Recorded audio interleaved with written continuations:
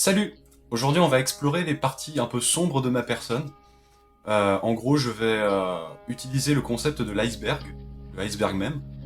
Donc c'est ça. Pour parler en long, en large et en travers de mes maladies mentales, on commencera par traiter le sujet en surface, avec des choses assez légères, ou alors qui sont réglées, ou des choses comme ça. Et au fil de la vidéo, on va sombrer de plus en plus dans l'océan. Donc d'abord la surface, ensuite les eaux claires, ensuite les eaux sombres, et les abysses. Et ça sera, voilà, donc 4 strates, avec à chaque fois un degré de détail un peu plus élevé, et voilà, sur ce que je suis, sur tout ça. Et je pense que ça peut être bien. Donc bref, si vous êtes prêts, c'est parti pour la surface. On va commencer doucement avec un problème que j'ai depuis longtemps, à savoir les TOC. Alors, en gros, les TOC, ça se manifeste par le fait d'avoir compulsivement des besoins de faire certaines actions bien précises pour que, par exemple, la journée se passe plutôt bien. Ou voilà, ou alors tel mouvement va me permettre de vivre quelque chose de précis que j'imagine. Voilà, donc si je le fais pas, je me sens pas bien, je me sens stressé, tout ça. C'est en gros moi, souvent mes tocs, c'est des trucs du style. Par exemple, quand je passe une ligne de carrelage ou une ligne par terre ou quelque chose comme ça, ou alors que je descends un escalier, c'est toujours la jambe gauche qui doit passer en premier. Voilà, par exemple. Il y a aussi le fait que je compte plein de trucs tout le temps, et je vérifie si j'ai bien compté à chaque fois. Voilà, je compte. Il y a aussi le truc de... Par exemple, j'éteins une lumière dans une pièce, mais en fait j'arrive pas à ressortir de la pièce parce que j'ai peur de pas avoir éteint la lumière, du coup je la rallume et je la réteins, jusqu'à qu'au bout d'un moment ça marche. Voilà, donc c'est des tocs très bêtes, mais j'en ai encore quelques-uns comme ça. Mais en vrai ça va beaucoup mieux depuis le temps, depuis que j'ai certains médicaments, comme par exemple l'Artane, qui est un correcteur. Et ce médoc, il m'aide quand même pas mal à ce niveau-là, en tout cas. La phobie sociale. Maintenant, on va parler d'un sujet qui est presque guéri chez moi, c'est ma phobie sociale, ou anxiété sociale. C'est-à-dire que, en fait, toute ma vie, j'étais un mec je comprenais pas les gens, et les gens me comprenaient pas, et du coup, je détestais les interactions sociales. C'est, je pense, aussi lié au fait que j'ai été harcelé pendant des années, donc ça a dû jouer forcément sur ma vision des gens. Il y avait aussi le fait que je voyais pas le monde de la même façon que les autres. Donc, en général, je marchais la tête baissée dans la rue pour pas qu'on m'aborde. J'évitais au plus possible de parler avec des gens quand j'étais à l'école ou dans des trucs comme ça. En fait, c'est seulement à partir du lycée que, quand il y avait plus de haine autour de moi, que j'ai commencé à sortir un peu de cette anxiété sociale et à me faire carrément des amis. Et ça m'a fait très bizarre, mais en fait, ça marche vraiment. Genre, juste le fait d'être moins fermé, ça marche. Par exemple, à l'époque, quand j'avais encore cette phobie sociale énorme, je me souviens que je détestais fêter mon anniversaire. C'est-à-dire que quand c'était mon anniversaire, j'étais triste toute la journée, et à partir du moment où on commençait à m'adresser la parole, ou à chanter joyeux anniversaire, ou des choses comme ça, je pétais un câble, je me mettais à hurler, je disais d'arrêter, tu vois, arrêtez ça, voilà, immédiatement, et ensuite je courais dans ma chambre, et je m'enfermais dedans pendant tout le reste de la journée. Bon, des trucs dans ce style. J'ai jamais eu vraiment d'explications, hein, mais voilà, apparemment je faisais ça, quand j'avais genre 2-3 ans. Et ça a duré un petit peu après, mais cette fois je hurlais plus, juste je subissais le truc et j'aimais pas quoi. En fait, j'ai détesté être le centre de l'attention. Voilà, vraiment, c'était juste ça. Donc oui, c'est assez triste, mais bon. Pas mécontent que ça ait changé. Voilà, que maintenant je suis quand même beaucoup plus sociable qu'avant. Les énergies. Maintenant, on va parler d'un truc qui n'a rien à voir. J'ai des croyances spirituelles. En gros, pour être juste, c'est, je pense, plus une extension de mes tocs, hein, clairement. Mais j'accorde, en fait, je crois en une sorte de puissance de l'univers. Je crois pas en Dieu, mais je crois en l'univers. Voilà, pour moi, l'univers, c'est un peu c'est la création de tout, c'est l'infini, c'est l'incompréhensible, l'indicible, tout ça. Et du coup, je crois un peu aux énergies, ce genre de choses, des énergies qui, un peu comme le feng shui, c'est-à-dire que selon les emplacements, la manière de mettre des objets, tout ça, ou alors de laisser des portes ouvertes ou des choses comme ça, pour moi, ça peut potentiellement avoir une incidence sur la vie, par exemple. Ou alors sur la journée, ou alors sur des trucs comme ça. Par exemple, j'ai ces 3 objets là, en fait, s'ils sont pas placés exactement comme ça tout le temps, je trouve qu'il y a un impact sur ma vie. Pareil, j'ai ce globe terrestre, quand je le mets sur une région précise en avant, ça change un peu ma vie sur certains points. Ou alors ces fameux dés, où j'avais réussi à faire 7 du premier coup, et du coup pour moi il ne fallait surtout pas que je les retouche.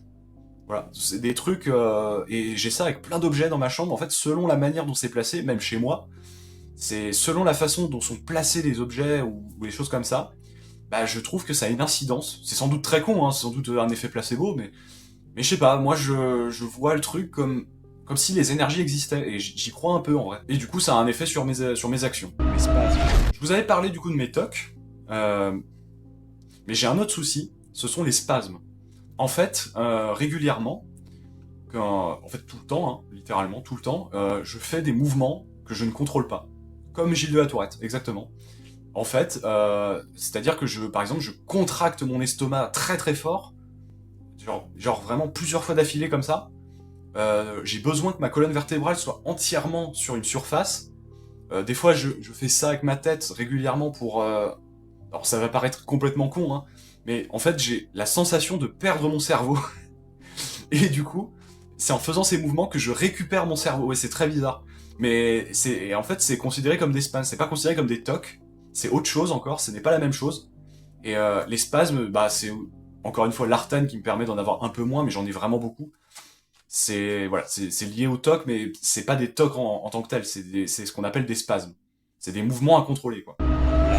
Potentiellement un nouveau délire New Age que j'ai, c'est à propos de l'existence de l'âme. Pour moi, l'âme existe. Genre, il doit y avoir une âme. En fait, c'est quasi sûr que notre conscience, c'est pas juste des impulsions électriques. Moi, je pars du principe qu'il y a vraiment une conscience formée en nous, qu'on pourrait appeler âme, et qui aurait du coup des incidences sur nous. Voilà, qui contrôlerait plus ou moins notre vie, tout ça. Je croyais avant carrément au contrat d'âme. C'est-à-dire que je pensais que, en fait, avant de naître, notre âme choisissait tous les éléments de sa vie pour l'écrire, même les traumas, même ces choses-là, et qu'ensuite on les vivait, voilà, dans notre vie. Ça, en vrai, j'y crois plus trop à ça, mais en tout cas, je crois toujours en l'âme. Pour moi, quand on meurt, en fait, c'est pas vraiment une mort. Pour moi, c'est juste l'âme va soit errer sur Terre, soit elle va rejoindre l'univers, là d'où elle vient finalement. Et en fait, il y a aussi une autre théorie que j'aime bien, mais qui me fait un peu peur, c'est le fait de se réincarner. Ça, moi, ça me fait un peu peur, parce que j'ai pas très envie d'être réincarné en tous les êtres vivants de la Terre pour apprendre, voilà, apprendre avec toutes les vies possibles ce qui s'est passé, les vies passées, futures, présentes, bref. Voilà, vraiment vivre toutes les vies pour augmenter entre guillemets, sa culture de la vie, pour à la fin devenir une sorte de divinité, ou plutôt rejoindre l'univers en tant que accompli, âme accomplie. Mais j'y crois, j'aime pas trop cette théorie parce que j'ai pas envie finalement de tout perdre à chaque fois, quoi. Je sais pas, pour moi ça serait comme une errance en fait. Du coup la réincarnation infinie, bah j'aime pas trop le délire. Mais ça pourrait exister effectivement. Moi ce que je crois plus, c'est que après la mort, on va dans un autre plan de réalité, un genre d'univers parallèle, voilà, qui soit en vrai, moi, je préférais donc que ça soit forcément un genre de paradis, mais personnalisé. C'est-à-dire que voilà, c'est vraiment mon lieu de villégiature idéal. Moi, par exemple, ça serait l'île des Morts d'Arnold Böcklin. Si je devais choisir un endroit où reposer mon âme, ça serait là, avant de faire un grand voyage final. Et peut-être même qu'on pourrait mourir dans ce monde-là et aller encore dans un autre plan de conscience. C'est pas impossible. Vraiment, avec l'âme, elle peut se déplacer partout techniquement. En fait, le corps n'est qu'une enveloppe charnelle. Elle est faite de signaux électriques, de mouvements mécaniques, de choses comme ça. Mais l'âme, c'est complètement autre chose. En fait, c'est la conscience. C'est quelque chose qu'on a acquis. Et je me dis, mais c'est qu'on a dû nous infuser quelque chose. Ou alors, tout le monde a une âme, tous les animaux ont une âme. Et simplement, en fait, on, on existe, mais notre âme continuera d'exister même après notre disparition. Voilà, moi j'y crois un peu à ça. Donc moi j'appelle ça le grand voyage, ma vision du paradis et de mon lieu de villégiature idéal. Le dernier grand voyage, avant quelque chose, mais je ne sais pas quoi. Ça laisse un peu de mystère et d'adrénaline. Sinon, bah, je crois aussi plus ou moins au néant. Genre le fait qu'on retourne à notre état d'avant la naissance. C'est vrai que ça peut être le truc le plus logique en soi, hein, à s'imaginer. Mais je sais pas. Je saurais pas dire si vraiment ça me plairait de retourner dans le néant. À la fois, ça serait magnifique parce que ça serait le sommeil réel, le vrai sommeil éternel. Mais en même temps, ce truc où tu as existé et puis plus rien de toi n'existe après. Je sais pas, c'est un peu chelou, quoi. Par exemple, avec l'âme, si on pouvait se faire réincarner en permanence, peut-être qu'en fait l'anémoïa, qui est du coup la nostalgie pour une époque qu'on n'a pas connue, ça expliquerait pourquoi des fois on a la nostalgie pour une époque qu'on n'a pas connue. Que ça se trouve, c'est parce qu'en fait notre âme, en vieillissant avec le temps, bah, se rappellerait des anciennes vies qu'elle a passées il y a longtemps, et donc elle nous le rappellerait, et puis régulièrement comme ça, et puis on aurait des excès de nostalgie de notre âme en fait. Voilà, c'est une idée. Mais bon, on va pas rester plus loin, je pourrais en parler des heures hein, de mes croyances spirituelles, mais on est là pour parler plutôt de nos maladies, enfin de mes maladies mentales, et on va aller directement dans les eaux claires. On va commencer à plonger sous l'iceberg, aux sources de la dépression. Et on va débuter par un sujet qui peut paraître insignifiant, mais que j'ai envie d'aborder, c'est les sources de ma dépression. Pourquoi j'ai fini avec des maladies mentales? Alors, il y en a, c'est juste inné, hein, c'est-à-dire que je les ai eues dès la naissance, mais par contre, tout ce qui est lié à la déprime, la dépression, l'anxiété, tout ça, ça c'est provoqué, je pense, par autre chose. Je suis pas psychiatre, hein, mais je pense que c'est provoqué par exemple, mes traumatismes. Je veux dire, j'ai commencé la vie un peu mal déjà. Parce qu'en fait, quand j'étais bébé, hein, donc quand j'avais quelques mois à peine, enfin même pas un an quoi, j'avais une nourrice, j'en ai eu deux à Lyon, et en gros la première nourrice, elle m'enfermait dans une pièce et elle ne s'occupait pas de moi. Et la deuxième, je revenais des fois à la maison avec des griffures sur le visage, et je pleurais dès qu'on y allait. Et on n'a jamais su d'où venaient ces cicatrices ou ces choses-là, mais ça fait que j'ai commencé la vie un peu mal. Mon père était relativement absent, parce qu'il avait trop de boulot, hein, je veux dire, il a même pas assisté à mon accouchement. Ma mère, elle allait vraiment pas bien, une fois qu'on a déménagé vers Nantes. Du coup, bah, j'étais un peu livré à moi-même, hein, de fait, et ça a duré des années. Hein. Et après, il y a eu donc le harcèlement qui a commencé, qui a duré jusqu'à la fin de la troisième. Voilà, donc le harcèlement très désagréable, vraiment très chiant. J'en ai eu, et je pense que ça m'a un peu traumatisé, forcément, parce que c'était quand même du harcèlement. Hein, donc. Mais la plupart de mes traumatismes, des fois, c'est à cause des autres que j'en ai eu, mais surtout, enfin aussi et surtout, par mon cerveau. Vraiment, mon cerveau m'a fait vivre des choses terribles. C'est triste, mais c'est comme ça. Mais très bien. On va maintenant aborder un sujet un peu fourre-tout, à savoir les différents traitements médicamenteux psychotropes que j'ai eus. En fait, j'en ai testé pas mal. Genre vraiment une bonne, je sais pas, je saurais pas dire combien, mais au moins une vingtaine. Donc, étant donné que tous les médicaments psychotropes sont faits pour des cerveaux différents, donc chaque médoc est différent, et forcément pour trouver celui qui nous correspond, bah il faut en tester beaucoup. Ça fait que j'ai eu pas mal d'expérience avec les médicaments. Ce sont des médicaments qui, si mal dosés ou mal mélangés avec un autre médoc, peuvent être dangereux. Donc il faut faire extrêmement attention. C'est pour ça qu'il faut à tout prix avoir un professionnel qui connaît le sujet, qui puisse nous en prescrire. Et du coup, je voulais vous parler de mon expérience avec les médicaments. Déjà, vous parler des brain zaps. Alors, les brain zaps, c'est quoi? C'est en gros, d'un coup, quand vous essayez d'arrêter un médoc, à des moments différents de la journée, vous avez d'un coup des moments de vide. Comme si on vous donnait un électrochoc dans le cerveau, ça fait la même sensation. Et du coup, vous ne pouvez plus rien faire, vous pouvez même plus parler, vous êtes juste bloqué pendant quelques secondes comme ça. Et ça le fait régulièrement, genre toutes les 20 minutes, ça le refait. C'est assez dérangeant, assez handicapant. Heureusement, ça me le fait plus aujourd'hui. Mais je déconseille. Aussi, ces médocs-là, ils détruisent la libido. Faut savoir que ça devient extrêmement difficile ne serait-ce que bander. Voilà, je dis les termes, hein, mais c'est vrai. Genre la libido est morte. On n'a plus aucun désir sexuel. On n'a plus envie de rien en fait. Et en plus, c'est des médicaments qui transforment un peu en zombie. On va pas se mentir. C'est-à-dire que littéralement, on n'a plus aucune motivation pour quoi que ce soit. On tourne en rond. On sait pas quoi faire. On est paumé. On a l'impression que le temps est long et inintéressant, qu'il se passe rien. Enfin, comme un zombie, quoi, en fait, on erre dans une pièce et on fait rien. Il y a aussi pas mal de pensées intrusives. Déjà que j'en ai beaucoup de base, là, ça les augmente. Alors, c'est censé être un effet, normalement, justement, inverse des médicaments, mais en fait, le temps qu'on s'adapte aux médicaments, on peut avoir l'effet inverse que ce qu'il est censé nous faire. C'est un peu compliqué, mais en gros, quand on commence un nouveau traitement, par exemple un antidépresseur, en fait, pendant 3 semaines, on va être encore plus triste qu'avant. C'est débile, mais c'est comme ça. Genre, c'est les médicaments, ils font l'effet inverse. Pareil, les anxiolytiques, moi, ils me stressent beaucoup, justement, les premiers temps où je les ai. Et au bout d'un moment, seulement, ils commencent à marcher. Voilà. Il y a des fois où ils marchent pas du tout, donc là, on est obligé de changer le traitement. Ou alors, ils ne font pas d'effet aussi, donc on est obligé d'augmenter le dosage. Enfin bref, ça fait que c'est très long d'avoir un traitement efficace, qui tient, et qui surtout ne nous détruit pas complètement, c'est très compliqué d'en trouver un. Mais surtout, ce qui est le plus chiant avec les médicaments psychotropes, c'est que même si un jour tu les arrêtes, définitivement, tu n'en reprends plus jamais, voilà, on va dire que t'es guéri, tout ça, et en fait, il se passe que notre cerveau peut avoir régressé. C'est-à-dire qu'on perd des capacités qu'on avait avant et qu'on ne retrouvera jamais. C'est comme des lésions irréversibles en gros. Ça fait que pour l'éternité, tout le reste de notre vie, on va avoir un problème lié aux médicaments.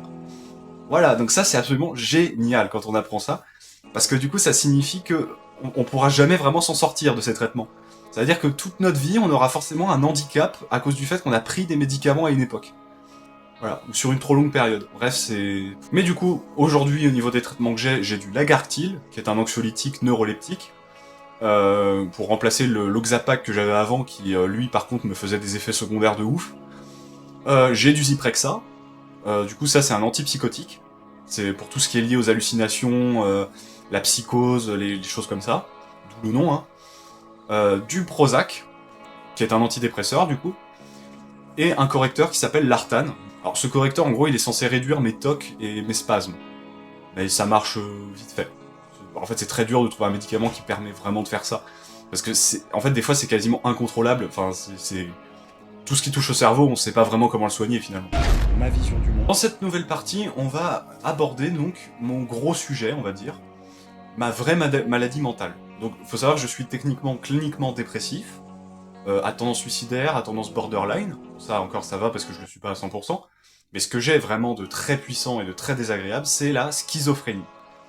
En gros, la schizophrénie, ça fait qu'on a une vision du monde complètement déformée, avec en plus tout un tas de choses handicapantes, dont je vais vous parler ici. Déjà, en gros, ma vision du monde, au sens littéral, c'est-à-dire vraiment ce que je vois, en fait, est très différente. C'est-à-dire que, vous voyez les tableaux de Van Gogh, bah finalement, moi, ça ressemblait un peu à ça, la vision du monde. C'est-à-dire tout qui ondule, les choses inanimées qui bougent. En fait, c'est plus compliqué que ça. En gros, je ne vois pas exactement le monde comme ça. C'est-à-dire que la première vision que j'ai, c'est à peu près ce qui existe vraiment. Même si, évidemment, notre œil ne peut pas distinguer certaines choses, mais ça fait que j'arrive quand même à voir à peu près le monde normalement. En fait, c'est mon interprétation du monde qui est faussée. Mais ce, dans tous les sens du terme. Tout ce que je fais a un sens pour moi, que seul moi comprends, et les autres ne comprennent pas. Des apparitions, des choses comme ça. Mais bien sûr, il y avait aussi les hallucinations. Ça, j'en ai eu énormément. Je voyais des choses dans à peu près tout et n'importe quoi. Par exemple, un exemple tout con, les panneaux de circulation, bah, je voyais des visages et des sentiments dedans. Voilà. Et je les voyais bouger devant moi et me parler et tout. Je voyais évidemment des fantômes, je voyais évidemment des monstres qui me poursuivaient, qui me regardaient, bref. J'avais toujours cette sensation d'être observé, j'avais vraiment une grosse pression mentale avec ça.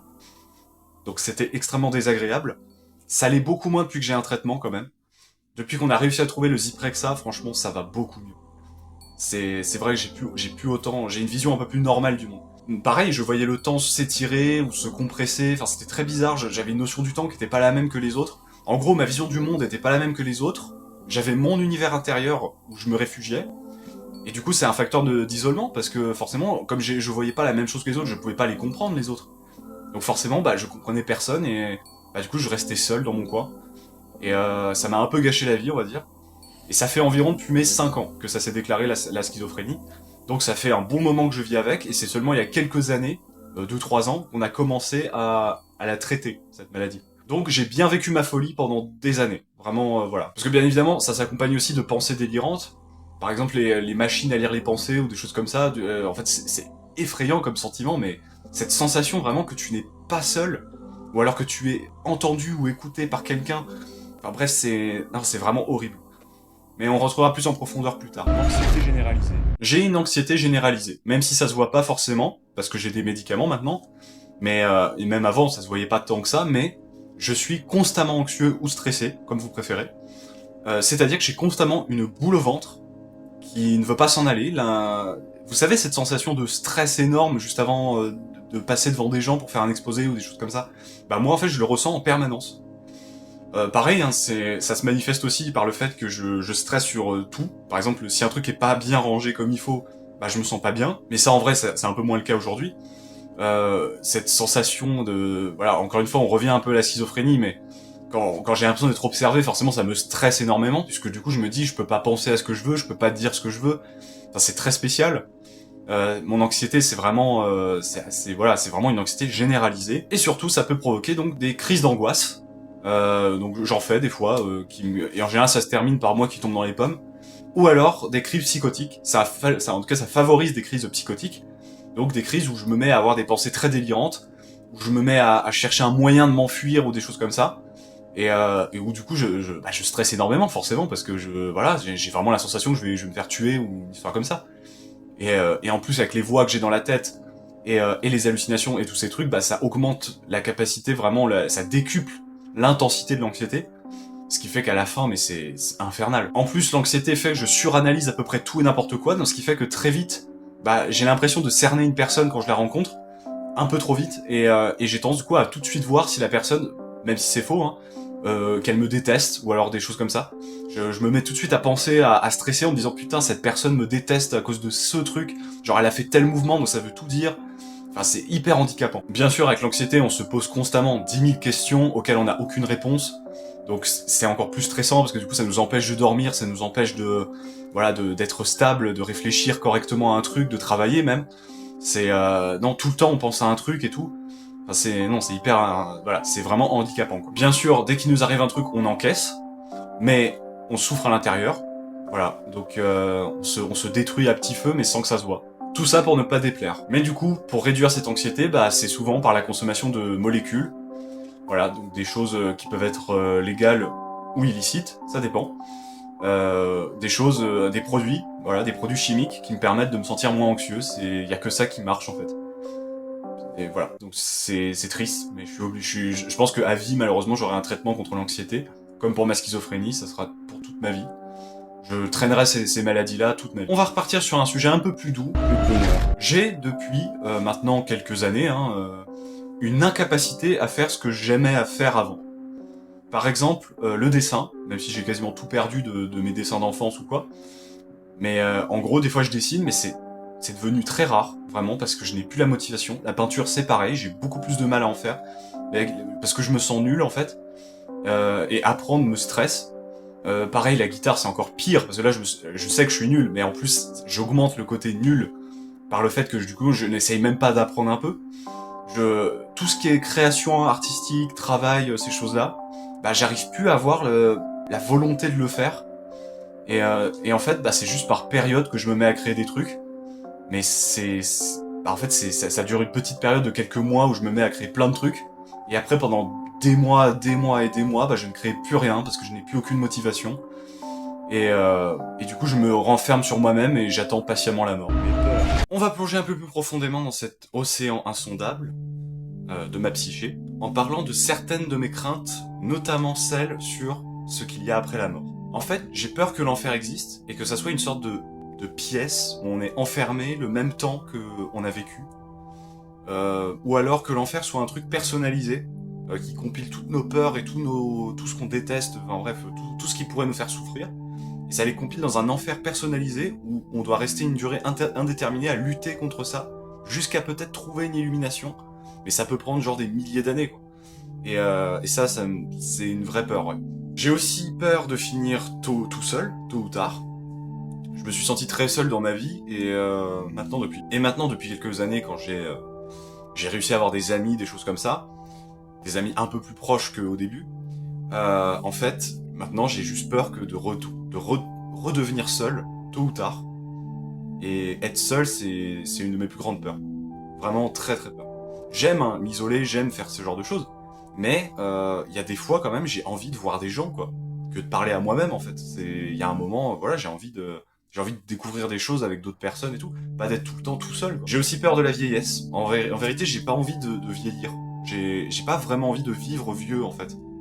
Moi, j'aimerais juste mourir assez jeune pour être encore frais et ne pas subir les affres de la vieillesse, qui ont l'air absolument horribles, hein. C'est problèmes de santé, problèmes de tout, en fait. Enfin, il y a tout qui se dégrade. Et moi, je sais pas, j'ai pas envie de me voir me détruire, en fait, tout seul. Je sais pas, j'ai pas envie. Je préférerais mourir plutôt jeune, finalement. La psychiatrie. On revient un peu sur mon passé récent. On va parler de mes séjours en hôpital psychiatrique. J'ai fait que 2 semaines en tout et pour tout à l'hôpital psychiatrique. Donc, une première semaine que j'avais fait de mon plein gré, et la deuxième semaine, du coup, de force. J'ai vécu, pourtant c'était pas long, mais quelques petits trucs. J'ai beau ne pas y être resté longtemps, ça m'a largement suffi. C'était un traumatisme. La première fois, c'était à cause de ma première tentative, enfin, une de mes tentatives, et j'ai été interné de plein gré. Voilà, donc là j'ai pu croiser beaucoup de gens qui étaient comme moi en dépression, qui avaient des envies suicidaires, des choses comme ça. C'était pas horrible en soi, mais en fait le cauchemar était vraiment dans tout le reste. Par exemple, le manque de place. Même si j'avais de la chance, j'avais une chambre individuelle, même de force. Donc et du coup ce que je faisais c'est que je tournais en rond en permanence et je ne faisais rien. En fait j'étais seul avec mes pensées, je faisais rien. Il y avait pas d'activité, il y avait rien à faire. Même la télé, elle était tout le temps squattée par un mec qui regardait des émissions nulles à chier. Et du coup même pas je pouvais regarder la télé en fait. Enfin il y avait rien. C'était en gros l'aile où j'étais, c'était un genre de couloir en C. Et en fait, bah c'est tout. Il y avait rien de plus. C'était juste un couloir en C où il y avait rien à faire. Mon téléphone pour le recharger, bah il fallait que j'aille dans une pièce précise où on mettait tous les chargeurs pour éviter qu'on se pende. Du coup, bah tous les soirs je devais aller donner mon téléphone, donc je pouvais même pas m'endormir avec mon écran. Le lit était inconfortable, mais ça à la limite c'était pas très grave. Surtout que j'avais des médicaments qui shootaient pas mal. Les doses évidemment, qui étaient quand même très élevées, hein, des médicaments. Ce qui faisait que finalement je n'arrivais presque plus à penser, hein, d'une certaine manière, ça éteignait mon cerveau. Mais le pire, je crois que c'est bien les sédatifs, où là vraiment, on t'enlève ton cerveau, et juste tu deviens un zombie. Voilà, juste un zombie qui erre dans une aile. Donc j'ai fini par mentir à mon psychiatre en disant que j'allais mieux, et là on m'a interné de force quelques jours plus tard, puisque j'avais refait une tentative, mais cette fois je voulais pas y retourner, donc on m'a forcé. Et ce qui s'est passé, c'est que déjà dans le premier séjour, ça avait été ça, mais là, c'était, je sais pas comment dire, c'était, je ne pouvais pas me raser, je ne pouvais pas me laver correctement puisqu'il n'y avait pas de produit d'hygiène, il y avait juste la douche, c'est tout. J'avais pas changé de tenue, on m'a jamais donné une autre tenue. C'est littéralement, j'avais le même pyjama tous les jours. Voilà, j'avais le même gobelet pour boire, le gobelet en carton qui commençait à avoir de la moisissure. Enfin, voilà, faut imaginer. Et encore, j'ai été bien loti parce que l'hôpital psychiatrique où j'étais, c'était à Clermont. Et j'étais dans la partie moderne, donc ça allait, c'était pas trop dégueulasse, il y avait quand même un certain confort. Bien sûr, on pouvait pas aérer les chambres, on pouvait pas ouvrir les fenêtres ou ces choses-là. Mais du coup, la seule activité que j'avais trouvé à faire, c'était fumer. Je passais ma vie à fumer. Je faisais que ça. En fait, dès que je savais pas quoi faire, donc c'est-à-dire presque tout le temps, bah je fumais, voilà, tout le temps. J'ai croisé quelques cassos aussi, hein, notamment, genre par exemple une fille qui était tombée amoureuse d'un mec et qui le menaçait de mort s'il la quittait. Un autre mec qui était complètement shooté, je sais même pas si lui il était tout le temps sous sédatif ou un truc comme ça, mais il avait un problème avec la couleur bleue. Voilà, ne demandez pas pourquoi, mais et si tu refusais une demande de lui, bah il te menaçait de mort, il t'insultait et tout. Du coup, il y a une fois où j'étais seul et il était venu me voir et il m'avait réclamé un objet bleu. Du coup, bah je savais pas quoi faire. Et donc dans la peur, je lui ai donné un de mes jeans bleus. Il était content, il est reparti. Voilà, ce genre de cas. J'en ai croisé quelques autres, mais c'était moins intéressant. Mais en bref, les gens de l'hôpital voulaient pas qu'on se mette ami avec des gens. Voilà, ils refusaient qu'on ait des relations sociales en fait, ce qui était vachement con. Enfin, je sais pas. Peut-être par peur que ça nous tire vers le bas, j'en sais rien. Mais en tout cas, on n'avait pas le droit théoriquement de vraiment parler aux autres en fait. La bouffe ça allait en vrai, mais c'était pareil, c'était à heure fixe. On était obligé de se lever à une heure bien fixe. Entre guillemets se coucher à une heure fixe, surtout qu'ils faisaient des rondes où ils ouvraient la porte de la chambre et ils vérifiaient si tu dormais. Enfin, c'était assez casse-couille. Voilà, les effets secondaires des médocs aussi qui étaient quand même assez désagréables. Hein, je pense notamment au Loxapac, qui me faisait un effet comme si j'avais un AVC. C'est-à-dire je ne pouvais plus parler, j'avais une crispation des muscles, et du coup je ne pouvais presque plus bouger. Voilà, c'était extrêmement agréable, hein, moi qui suis un peu claustro. Forcément, ça m'a un peu fait souffrir. Voilà. J'ai surtout connu, grâce à l'hôpital psychiatrique, ce que c'est que l'ennui le plus sec possible. C'est-à-dire l'ennui où tu n'as aucune imagination, tu n'as aucune volonté, aucune dopamine, rien. Juste tu t'ennuies. Et c'est tout. Voilà. En soi, c'est une vision de l'enfer. Comme je parlais juste avant, une vision de l'enfer, ça serait ça. Rester une durée indéterminée dans ce genre de climat. Et vraiment, non. J'essaierai de pas y retourner, mais le problème c'est que si un jour j'y retourne, bah j'y resterai forcément beaucoup plus longtemps, puisque j'ai déjà fait 2 fois où je suis sorti en avance. Donc là, bah je resterai des mois, voire des années, j'ai vraiment pas envie. Je vous parlais de ma maladie mentale qui est la schizophrénie. Donc pour rentrer plus en détail, j'ai des hallucinations depuis que je suis tout petit. Des hallucinations qui peuvent faire rire hein, en soi, parce que en fait c'est des espèces de monstruosités et rien d'autre. Enfin des fois je vois des humains, hein, ça m'est arrivé plein de fois, par exemple pendant des paralysies du sommeil Par exemple, j'en ai fait une où j'avais vu Charles Manson dans un miroir qui me souriait. Voilà. Ou j'ai déjà vu Nicolas II de Russie qui me chantait Farewell Oslavianka. Je sais pas pourquoi. Je n'ai aucune idée de pourquoi j'ai ce genre de vision. Mais le pire, ça reste, du coup, autre que ces visions-là qui m'arrivent la nuit, toute la journée, je vois des choses qui sont très dures à distinguer du réel, pour être honnête. C'est-à-dire que littéralement, je vois des monstres un peu comme ça. Quand je les mets en image, ça peut paraître rigolo, hein. Mais je peux vous dire que voir ça en vrai, c'est terrifiant. Et réellement, voilà, je vois des choses terrifiantes tout le temps. Bah, je m'y suis un peu habitué avec le temps, j'ai réussi à comprendre que c'était des hallucinations, mais c'était quand même très désagréable. Bien sûr, j'ai pas que ça, avec cette maladie, j'ai aussi des voix dans ma tête, qui passent leur temps à me dire des choses négatives, à crier, à me parler tout simplement. J'arrive à discuter avec certaines d'entre elles, c'est-à-dire que moi je parle tout seul, hein, clairement je suis quelqu'un qui parle tout seul tout le temps.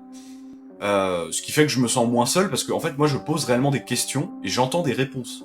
C'est à ce point-là. Les voix des fois se matérialisent devant moi en individu et du coup je discute littéralement avec quelqu'un. Et ça fait que je me sens moins seul. Mais en même temps, c'est donc des hallucinations. Forcément, c'est pas très sain. Il y a aussi le fait que j'ai plusieurs personnalités. En réalité, j'en ai deux. J'en ai une qui est très très très destructrice, très méchante avec tout le monde, qui me pousse à faire des choses dangereuses, qui me pousse à prendre des substances, qui me pousse à me faire du mal, à me scarifier, des choses comme ça. C'est à cause de cette personnalité qui est en fait qui littéralement détruit ma vie, mais au sens littéral du terme, c'est-à-dire que je deviens vraiment infect. Et j'ai une autre personnalité qui est très ouverte, pleine d'amour, tout ça. C'est celle que j'ai envie de garder, c'est celle que j'ai en ce moment. Grâce au traitement, j'ai réussi à stabiliser un peu la chose. Donc, je suis constamment plus ou moins dans ma bonne personnalité. Seul problème, c'est que des fois, ça remonte, ça prend le dessus. Il y a une personnalité qui prend le dessus, et donc je deviens une bombe à retardement pour moi-même. C'est, voilà. Harcèlement mon frère. On va parler un peu de mon passé, que je regrette un peu. Quand j'avais entre 12 et 14 ans, je souffrais tellement qu'en fait je recrachais ma haine sur mon frère. Parce que j'ai un frère, un petit frère plus précisément, et en fait ça s'apparente à du harcèlement moral ce que je faisais. C'est-à-dire que tout le temps je l'insultais, tout le temps je lui disais que c'était une merde, je lui disais que des choses horribles tout le temps, tout le temps, tout le temps. Je l'ai jamais tapé directement, mais en tout cas, il y avait vraiment ce truc de je me moquais de lui dès qu'il lui arrivait un truc, je l'insultais dès que je pouvais. Et c'est malheureusement ce qui a détruit notre lien, ça fait qu'aujourd'hui, bah, on ne se parle même plus. Mais c'est-à-dire même pas pour se demander passe-moi le sel ou quoi, on ne se parle juste plus. Ça arrive que je lui parle, mais c'est tellement forcé en fait que c'est comme si je parlais à un inconnu total. On n'a plus rien en commun, on est... Et quand je pense qu'avant je jouais avec lui et tout, enfin, ça me rend triste quoi. C'est vraiment quelque chose d'assez triste que j'ai commis et qui vraiment fait que je suis pas une bonne personne. Et je le regrette, mais sincèrement. Genre vraiment, je peux rien faire, mais je le regrette énormément, quoi, d'avoir perdu ce lien avec mon frère. Premières idées suicidaires. Je vous parlais de mes tentatives de suicide. Et ben, en fait, en réalité, les idées noires, en quelque sorte, j'en ai depuis environ mes 13 ans. En gros, quand j'avais 13 ans, le suicide était pour moi une porte de sortie complètement normale. Je pensais vraiment que c'était une solution à tout. Au cas où ça se passait trop mal dans la vie, bah je pouvais à tout moment me tuer. Et ça aurait réglé tous les problèmes. C'est ce que je me disais en tout cas. J'avais des raisonnements comme ça à l'époque. Que j'ai encore un peu aujourd'hui, mais à l'époque c'est encore pire. Parce qu'à l'époque je n'avais pas de traitement justement. J'étais vraiment livré à moi-même avec ma maladie. Donc je souffrais, hein, évidemment, notamment à cause des autres, mais aussi pas mal à cause de mon cerveau. Et donc j'envisageais sincèrement de me suicider. À tel point que j'ai fini par me procurer du cyanure. Voilà, et je l'avais gardé de côté en me disant si un jour je veux y aller, bah je les prends et c'est fini. Qu'est-ce qui s'est passé? Eh ben quelques années après, voilà, donc pas très longtemps après en soi, je les avais pris, sauf qu'ils étaient périmés le cyanure. Voilà, faut le faire, hein. J'ai réussi à faire périmer un poison, et quand le cyanure est périmé, je l'ai découvert comme ça, et ensuite je me suis renseigné et j'ai appris que c'était ça. Quand il est périmé, en fait, le cyanure ne fait que te rendre malade.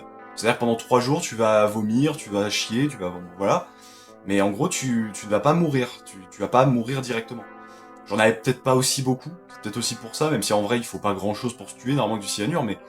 Bah là, non, le truc était périmé, donc ça marchait pas. Donc, d'une certaine manière, heureusement que ça n'a pas marché, hein, mais à l'époque, j'ai juste été très déçu, j'ai vu ça comme un échec. Je me suis dit, je suis incapable de réussir quoi que ce soit, même me tuer, j'y arrive pas. Donc forcément, ça m'a encore plus enfoncé dans mes raisonnements de merde. Ce qui fait que le poison, bah, j'ai abandonné un peu cette idée pour me tuer, hein, clairement. Mais voilà, donc... Mais du coup, je savais pas que cette pensée allait revenir plus tard et que j'allais vraiment repasser à l'acte de nouveau. Ça, c'est sûr que c'était inattendu. Nous y voilà, la dernière strate de l'iceberg, les abysses. Pour entamer notre plongée dans ces profondeurs, nous allons parler de mes hallucinations auditives et visuelles, mais cette fois concrètement. Qu'est-ce que c'est en fait? À quoi ça ressemble? Ça se manifeste comment? Qu'est-ce qui fait que c'est une maladie en fait? Donc comme je vous avais dit, je vois principalement des sortes de monstres, voilà, des créatures un peu zombifiées, des choses étranges qui me suivent, qui me poursuivent, ou qui... voilà. Je vois par exemple des fois sur la route des voitures qui n'existent pas, des choses comme ça, avec des espèces de zombies à l'intérieur, enfin voilà, je vois des choses comme ça. Quand j'étais petit, par exemple, même les panneaux de circulation, j'avais des hallucinations. C'est-à-dire que les panneaux de circulation, je les voyais bouger, et je pouvais affirmer que celui-là est méchant et celui-là est gentil. Et je le disais à mes parents, et mes parents ils étaient en mode, bon bah c'est bizarre, mais ok. Pareil, par exemple, chez mes grands-parents, je n'ai jamais su pourquoi, dans leurs escaliers, à chaque fois, je voyais des singes qui dansaient. Voilà, je ne sais pas, je voyais des singes danser. Voilà, je ne sais pas d'où ça vient. Dans la rue, je voyais des monstres, voilà, des sortes de créatures de chair avec des tentacules, des trucs dégoulinants, je saurais même pas expliquer, c'est trop bizarre. Et des fois, je voyais juste des humains qui n'existaient pas, hein, c'était aussi très souvent le cas. Des fois, je parlais même à des humains, alors qu'en fait, ils existaient pas, juste il y avait rien devant moi, et juste je parlais à un truc qui n'existait pas. Des fois, je disais bonjour à des gens qui n'existaient pas. C'était très aléatoire en fait. Et auditive, c'était tout, par exemple, entendre mon nom, être crié dans l'espace comme ça. À tel point que je suis déjà allé voir mes parents en me disant peut-être qu'ils m'ont appelé, tu vois. Et en fait pas du tout. Juste j'avais entendu mon nom comme ça.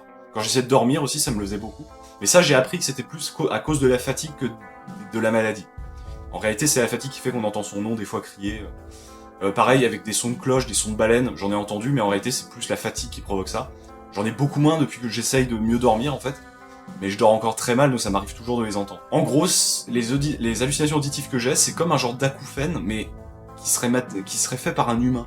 C'est-à-dire que j'entends vraiment que c'est une voix, ou alors j'entends vraiment que c'est quelque chose de vivant qui fait ça en fait. Ou alors que c'est des objets inanimés qui se mettent à s'animer directement. À tel point que certains films m'ont fait peur, hein. Par exemple Toy Story, en réalité, je voyais des choses dans ce style des fois.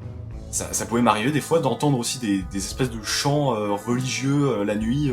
Je me réveillais d'un coup, j'avais l'impression que quelqu'un était derrière ma fenêtre en train de chanter un truc. Enfin, c'était hyper effrayant. Il y a eu cette fois-là aussi où c'était il y a très longtemps, mais j'avais eu mon radiateur qui était branché sur une prise défectueuse. Et du coup, qu'est-ce qui s'est passé? Et en fait, en pleine nuit, j'ai entendu des gros bips que j'ai pas compris. Il y avait une énorme lumière bleue dans ma chambre, et quand je me suis levé, j'ai vu des aliens, littéralement. J'ai vu littéralement des petits hommes gris qui étaient là. Ils étaient derrière ma fenêtre en train de me saluer.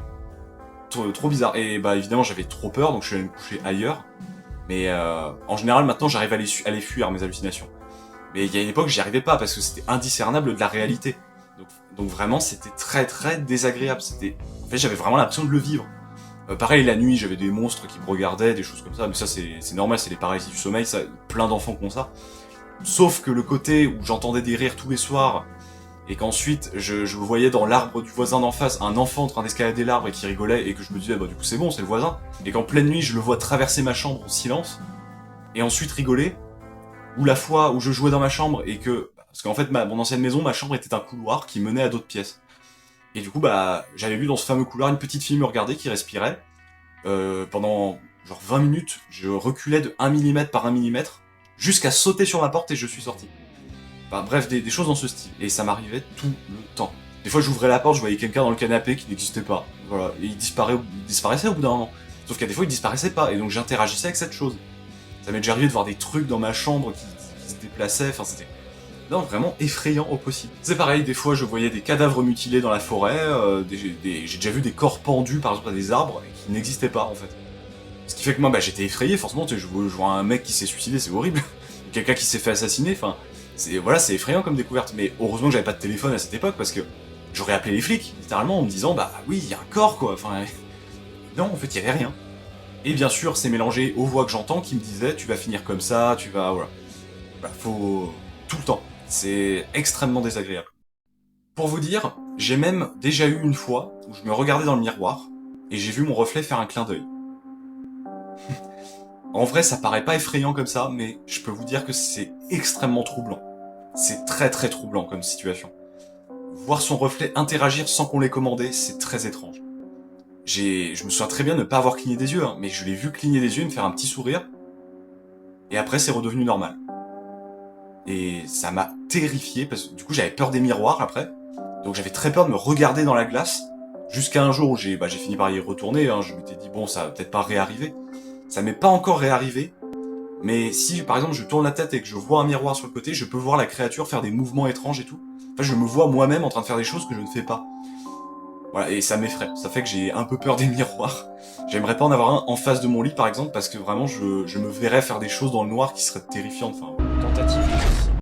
On va maintenant parler d'un truc assez grave, tout simplement, mais tentative de suicide, voilà. Donc j'en ai fait 2 réelles, et bon la troisième je la compte pas, celle que j'avais fait à 14 ans, je la compte pas vraiment, parce que bon c'était pas vraiment une tentative, en vrai je sais même pas trop, j'avais pris un poison qui était périmé, donc est-ce que ça compte comme une tentative, je sais pas.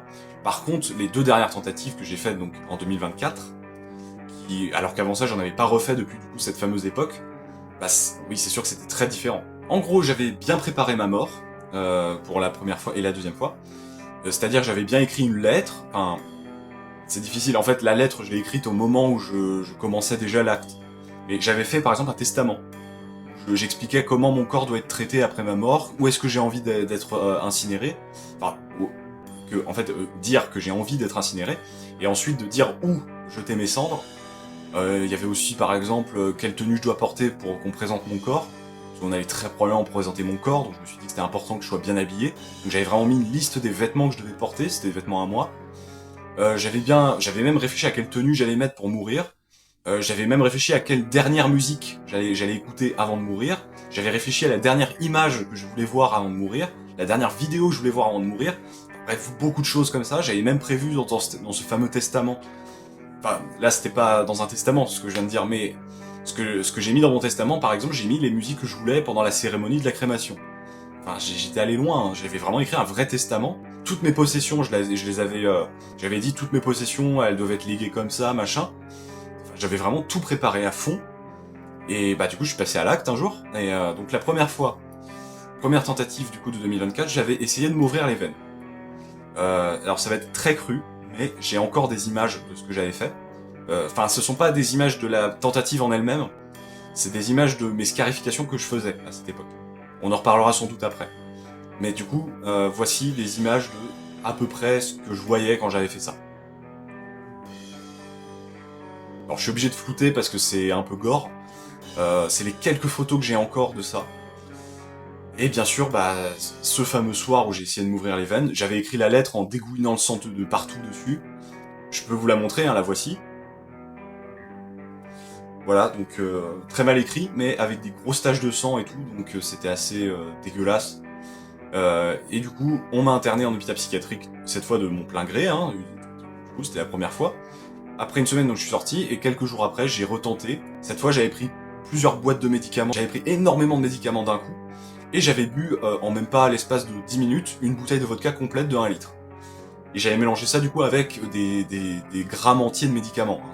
Donc, à tel point que j'ai aucun souvenir de ce qui s'est passé après. En fait, le dernier souvenir que j'ai, c'était moi en pleurs, avec ma mère à côté qui était rentrée dans ma chambre pendant que je faisais l'acte. J'avais écrit une lettre d'ailleurs. Et littéralement, bah, j'étais au téléphone avec un ami et je pleurais comme jamais. Enfin, c'était incroyable. Je pleurais, j'avais mon ami qui essayait de me rassurer, tout ça. Et ensuite, blackout. On m'a expliqué qu'après, les pompiers sont venus, qu'on m'a mis sous perfusion, que j'ai fait un voyage en ambulance, que je suis allé à l'hôpital de Gisors et je me suis réveillé en fait à l'hôpital. D'un coup. C'est-à-dire que j'avais mon dernier souvenir remontait au moment où j'étais en appel, et là je me réveille dans une chambre d'hôpital, je savais pas pourquoi, et j'ai mis du temps à comprendre où j'étais, et c'est après qu'on m'a réenvoyé en hôpital psychiatrique, cette fois j'ai refusé d'y entrer, mais du coup on m'a forcé d'y entrer. Et ça fait que, voilà, après du coup, encore une semaine, bah j'ai fondu en larmes comme jamais j'ai fondu en larmes du coup à mes parents, et ils ont réussi, ils ont accepté de me faire sortir de manière précoce. Mais voilà. Mais par contre, comme je l'ai déjà dit avant, si je dois y retourner, j'y resterai très longtemps. Mais voilà, c'était mes 2 tentatives de suicide récentes. Mais du coup, j'ai un peu honte d'avoir fait ça, parce que ça a fait tellement de mal à ma famille et à mes amis que vraiment je regrette. On va revenir un peu dans le passé, voilà, donc pour parler d'un de mes traumatismes. Un de mes plus gros traumatismes en fait. Donc, à l'époque, donc j'ai commencé déjà à me faire harceler dès la maternelle. Ça, ok. La prof me détestait, c'est-à-dire qu'on m'accusait de trucs qui n'existaient pas, et du coup elle me punissait tout le temps. Des fois elle me punissait pour rien. Et j'avais un comportement très bizarre à l'époque, hein. J'étais complètement dans un autre monde. C'est normal. Mais du coup j'avais aucun ami, j'avais que des gens qui se moquaient de moi, qui me harcelaient, voilà, qui étaient insupportables. La prof qui me détestait réellement, hein, c'est pas juste une impression, c'était réel, elle avait rien à foutre de ma gueule. Ça c'était à Naufle-Saint-Martin. Ça a continué après. Mais du coup c'est dans cette école que j'ai subi des agressions sexuelles. Alors non pas de la part d'un adulte, mais de la part d'un élève qui était plus vieux que moi. Donc, ce fameux élève dont j'ai oublié le nom, mais j'ai encore bien le visage en tête de qui c'était, me rackettait déjà, donc voilà, il me harcelait comme tout le monde, hein, il me tapait, des choses comme ça, bon ça à la limite, c'est traumatisant, mais pas pareil. Pareil, il m'enfermait dans des choses exiguës, et du coup je pense que ma claustrophobie vient plus ou moins de ça, c'est très possible, voilà, et j'ai fini enfermé dans des boîtes, enfin bref, c'était très spécial. J'avais déjà envisagé d'ailleurs de le tuer à cette époque-là, hein, forcément. Mais encore plus quand il m'a fait du coup des agressions sexuelles. En gros, une fois, il m'avait découpé mes vêtements avec des ciseaux. C'était la première fois qu'il faisait ce genre d'agression. Moi je comprenais pas, j'étais tétanisé, je savais pas quoi faire. Il m'avait emmené dans un petit coin de la cour où en fait les profs ne voyaient pas.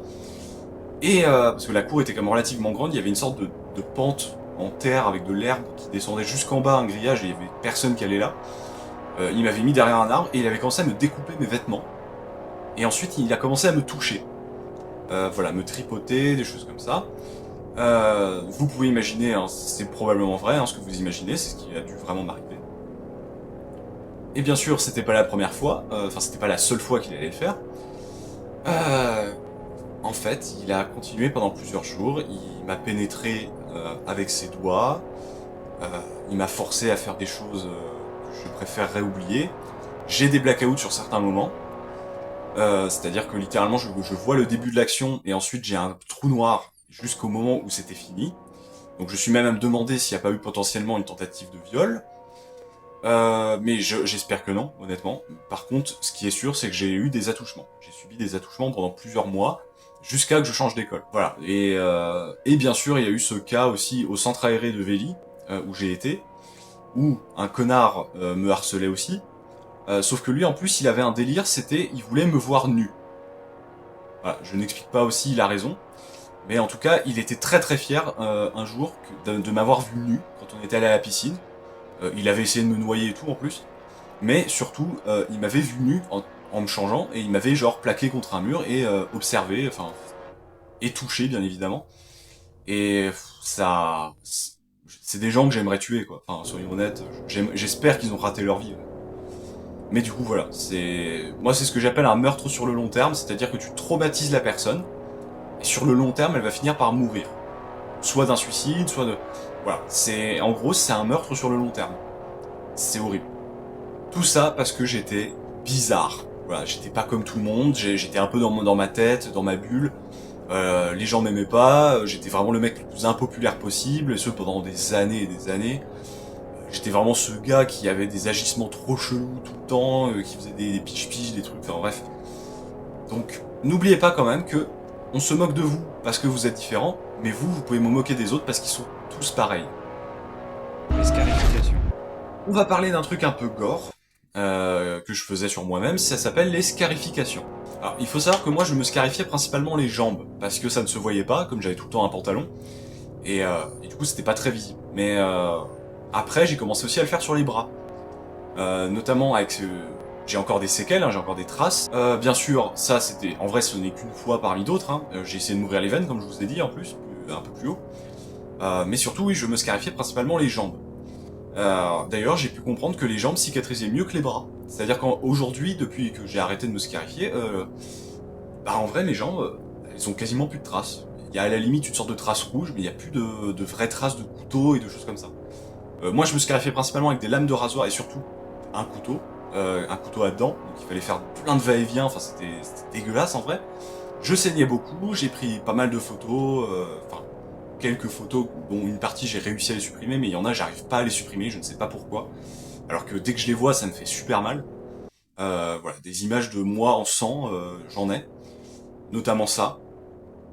Euh, enfin, j'en ai, mais je vous en ai déjà montré un peu avant quand je parlais de mes tentatives de suicide. Mais en gros, voilà, c'était pour savoir si je ressentais encore quelque chose, parce que j'avais l'impression d'être mort à l'intérieur. Je le suis toujours un peu, mais j'ai arrêté de me scarifier, ça c'est vrai. Et ce qui est horrible avec la scarification, c'est que ça marche un peu comme une addiction. C'est une addiction à la sensation, en fait.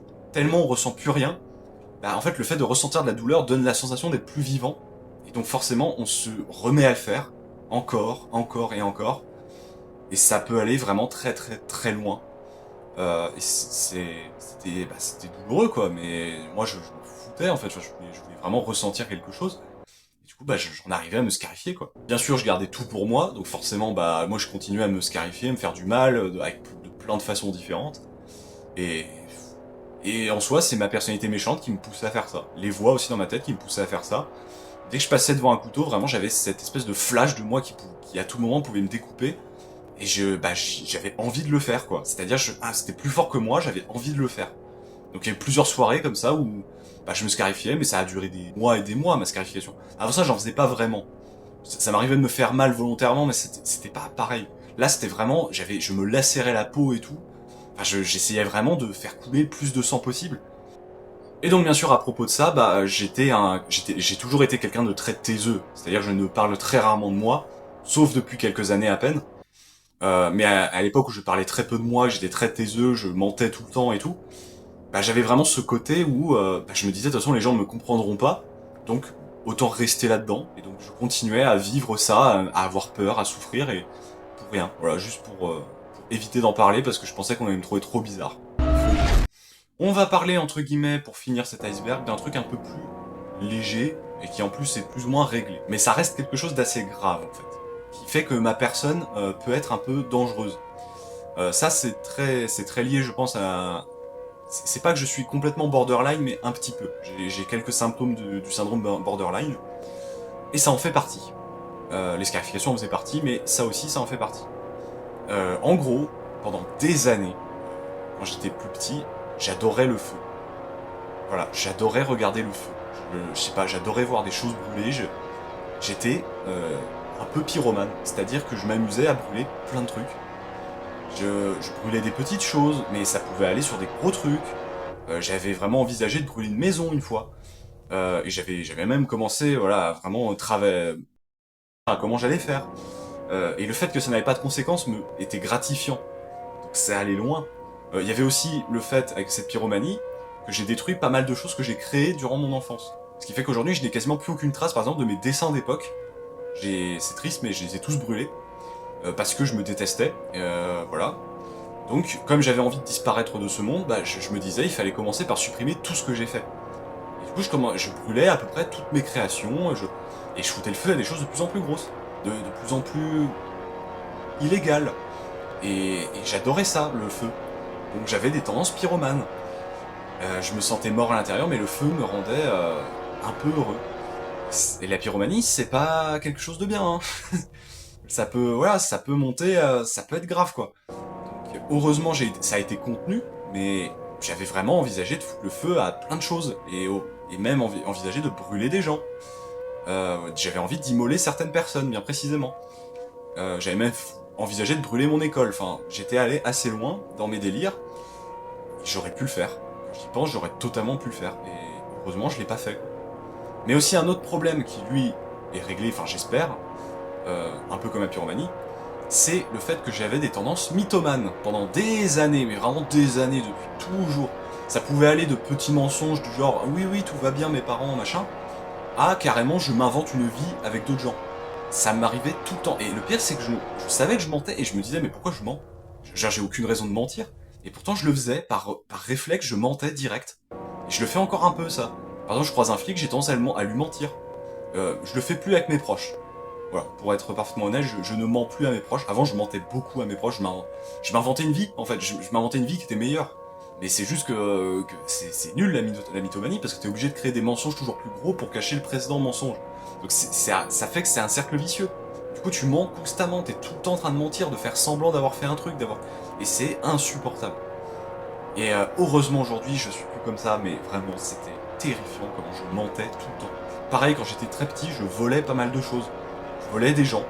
C'est-à-dire que je leur piquais des trucs et je les gardais pour moi, sans même forcément les utiliser les objets. Juste le plaisir d'avoir volé un truc et que ça n'ait eu aucune conséquence.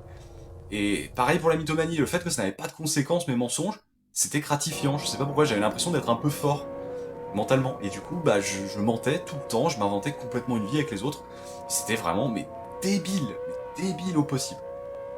Mais heureusement tout ça est plus ou moins réglé, donc en vrai, je suis content. Nameless. Alors oui, la lumière est un peu différente, parce qu'en fait je tourne ça après le tournage. C'est une rustine. En fait, c'est un truc que j'ai oublié de mettre dans mon script, mais en gros, je pense que c'est très important, et surtout c'est, je pense, une des meilleures conclusions sur la partie sombre de ma personne. N'ayez pas peur, ça pourra être un peu terrifiant, mais ne vous inquiétez pas, je ne suis pas réellement comme ça. Juste, il y avait une époque où c'était terrible. Mais ça ne se reproduira plus jamais.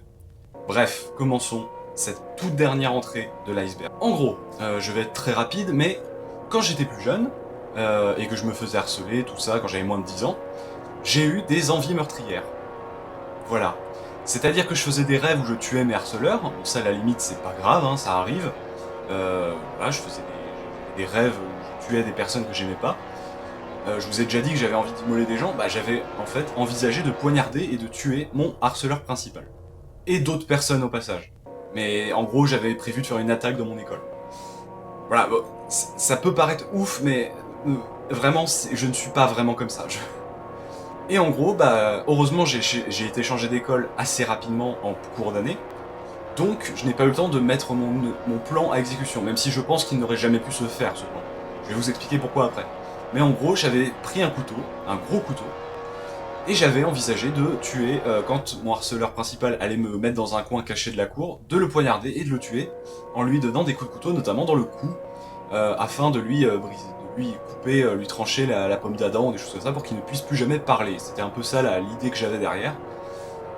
Heureusement, du coup, j'ai été changé d'école assez vite, avant que je ne puisse du coup mettre en œuvre cette chose. Et ensuite, je n'ai plus jamais retenté quoi que ce soit à propos de ça. Mais de toute façon, je pense que je n'aurais pas pu parce qu'en fait, je suis trop empathique, d'une certaine manière. J'aime trop la vie, en fait. C'est-à-dire que je suis quand même quelqu'un qui est incapable de tuer une mouche. Et c'est même pas une expression. Je ne sais pas tuer un insecte. Même un moustique, j'ai du mal à le tuer. Genre, je me dis, mais pourquoi je détruis une vie? Imaginez tuer un humain. C'est impossible. Je ne peux pas. Et je m'en suis rendu compte au fil du temps, mais je suis plus. Heureusement, j'ai fait une sorte de paix avec moi-même, avec tout ça. En fait, c'était juste une expression de ma souffrance qui m'avait poussé à prendre ce couteau et à envisager de tuer quelqu'un. Donc heureusement, je ne l'ai pas fait, mais j'aurais pu très mal tourner quand j'y pense. Et heureusement que la vie a quand même, l'univers a quand même prévu que je ne le fasse pas et que je devienne une personne meilleure. Donc aujourd'hui, je suis une personne largement meilleure et je suis content de ne pas avoir tué qui que ce soit. Et ça n'arrivera plus jamais, les envies meurtrières, ça c'est sûr. Parce que je peux vous parler d'un truc. J'ai déjà fait des cauchemars où je tuais des gens. J'appelle ça des cauchemars. Où vraiment je ressentais la culpabilité d'avoir tué quelqu'un. Je sais ce que c'est de ressentir la culpabilité d'avoir tué quelqu'un. J'ai déjà connu ce poids sur mon âme.